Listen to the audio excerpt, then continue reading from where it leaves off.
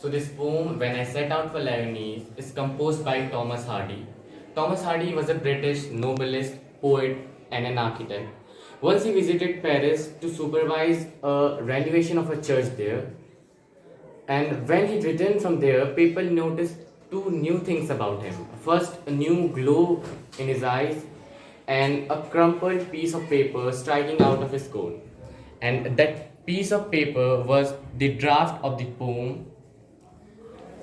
And now here we are going to summarize the very poem which is inspired by the poet's journey to the place which he called Lyonnesse.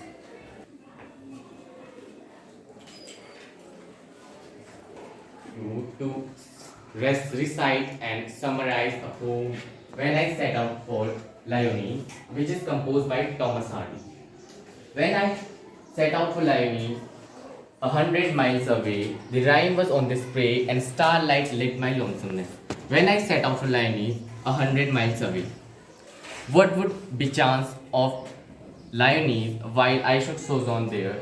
No prophet does declare, not did the wisest wizard guess. What would be chance there at Lyonnesse while I sojourn there? When I returned from Lyonnesse with magic in my eyes, all marked with mute surmise, my radiance rare and fathomless. When I returned from Lyonnesse with magic in my eyes. So this poem is composed by Thomas Hardy. Thomas Hardy was a British poet, novelist, and an architect. Once he visited Paris to supervise a renovation of church there, and when he returned from there, people noticed two new things about him. First, a new glow on his eyes, and second, a crumpled piece of paper striking out of his pocket. And that paper was the draft of a poem, which I am going to summarize.